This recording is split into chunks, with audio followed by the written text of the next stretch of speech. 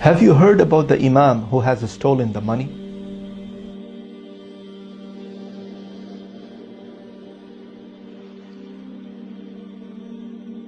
The story starts when one of the small villages in one of the African country, they hired an Imam.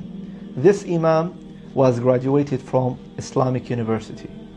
And it is very rare to find someone knowledgeable, graduated from Islamic University, having Islamic knowledge or Islamic scholar, to be an Imam of one of the masajid. And it is very few in African countries.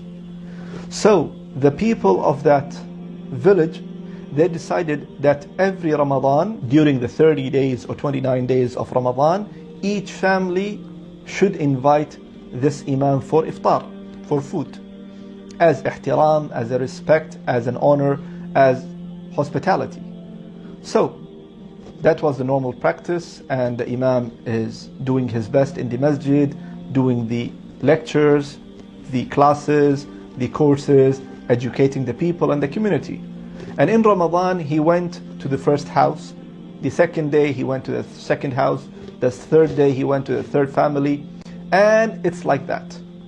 So one of the families who invited the Imam, they are only husband and wife.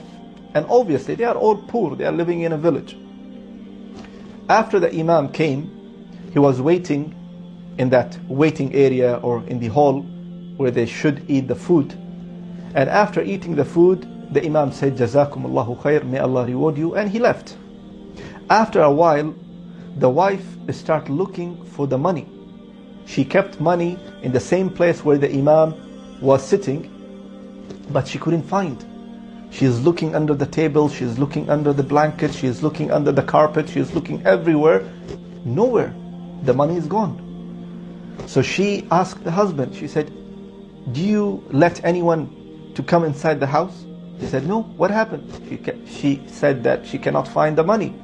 He said, yeah, I remember there was money and it was kept at certain place. And no one came in that house except the Imam. And he spent, some time, and we were busy making the food, and he was sitting alone at that specific room or that specific area.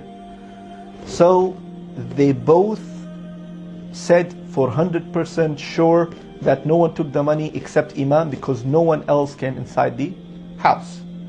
From that moment, the man started avoiding the Imam. He started feeling bad towards the Imam. Every time he goes to the masjid, he is avoiding the Imam. He is not trying to make any salam or any contact with the Imam. He prays in the corner, or he prays and then leaves immediately without being in touch with the Imam, having that feeling that how come an Imam, how can he just get that kind of courage to take the money?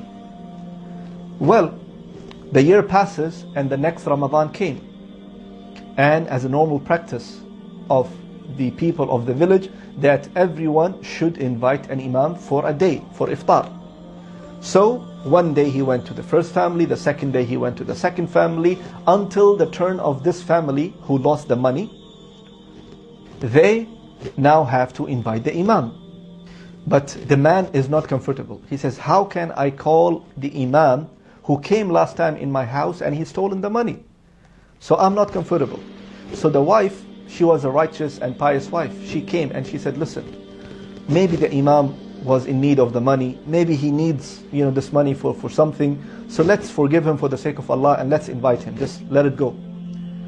So the man agreed and he said, okay, I do agree with you. Let's invite the Imam. Imam came to this family, and again, he came normally, Assalamu alaikum, he sat, and after the food, after the iftar, he just want to leave, but the Imam saw that the man is still not comfortable. He is kind of like talking very in a very not usual way, not normal way. Like it's only like few words that he is talking to the Imam, and quite all the time, not trying to make any topics or open any topics or ask him any questions that he will benefit from Imam. So the Imam said, are you okay?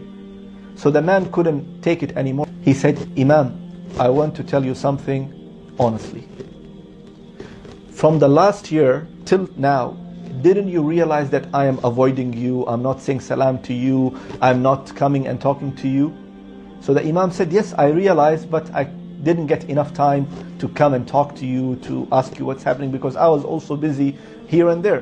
But yes, I did realize that you are kind of not very close to me anymore. So he said, Imam, I'll be honest with you.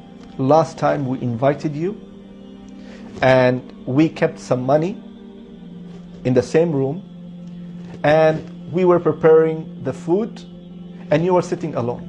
And after you left, we couldn't find the money and we swear that no one else came inside the house except you. At that moment, at that time, Imam's eyes become reddish. The tears start coming out from his eyes. And he said, why you didn't talk to me? He said, how can we talk to you? We were feeling shy. And we are sure that no one took the money except you. So the Imam started crying and he said, yes, I took the money.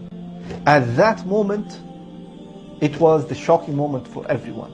For this man and for the wife who's in the other room and hearing the conversation and listening to everything, it was shocking for them. That the Imam is admitting that yes, he took the money. But what the Imam said?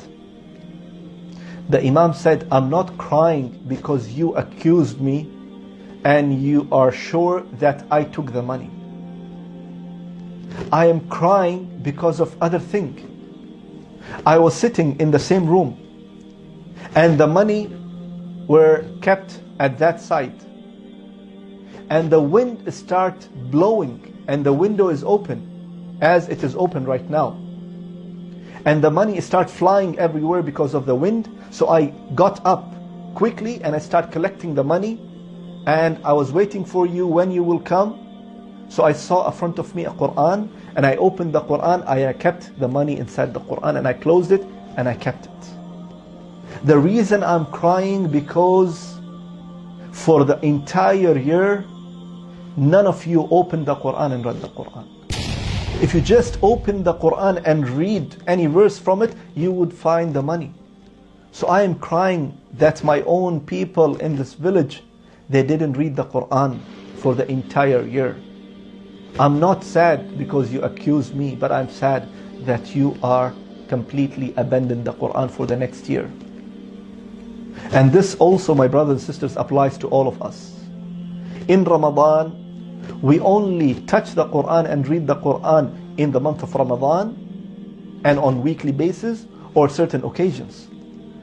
We do not want to be like this person and his wife who abandoned the Quran for the entire year and he was thinking that the Imam took the money. May Allah subhanahu wa ta'ala make it easy for all of us, and may Allah subhanahu wa ta'ala make us among those who read the Quran, recite the Quran, understand the Quran, and ponder upon the Quran and implement the Quran in our life. Ameen ya Rabbil Alameen. Assalamu alaikum wa rahmatullahi wa barakatuh.